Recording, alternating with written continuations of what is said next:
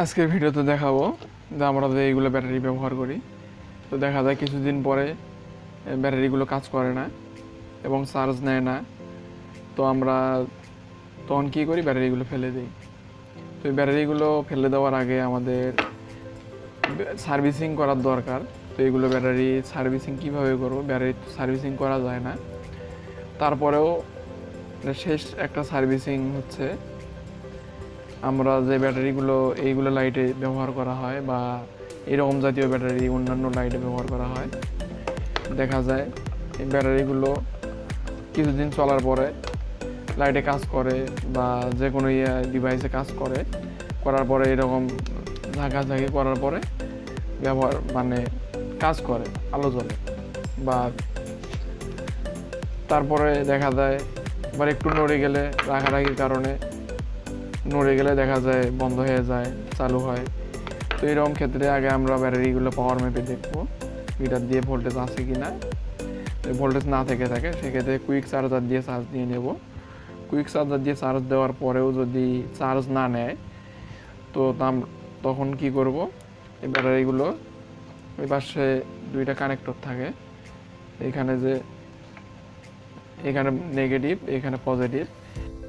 তো দেখি এগুলো এই ভেতরে মনে করেন যে এখানে সেলটা দেওয়া থাকে, ড্রাই সেল, ওই সেলগুলো নড়ানোর কারণে লাইনটা আসে না। তো আমরা ভাবি কি লাইনের সমস্যা হয়েছে, মানে লাইটের বা যে কোনো ডিভাইসের মনে করি যে লাইন বা তারের সমস্যা হয়েছে। তো খোলার পরে দেখি সব ঠিকঠাক আছে, ব্যাটারি কাজ করতেছে না। সেক্ষেত্রে আমাদের এইগুলো যে দুই পাশে দুটো কানেক্টর আছে নেগেটিভ এবং পজিটিভের, তো আমরা কি করব, যে কোনো কিছু দিয়ে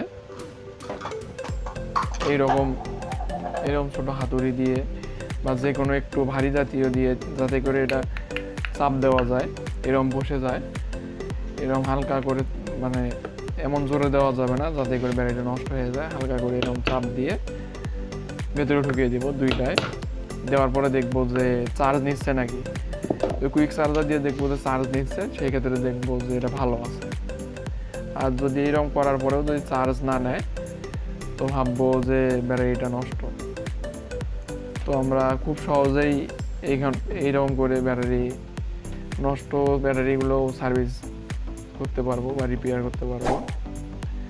তো এই টেকনিকটা ফলো করে দেখা যাবে 10টা ব্যাটারির মধ্যে যদি 2টাও যদি ভালো বের হয়, তাও আমাদের খরচ কমে যাবে। তো ধন্যবাদ।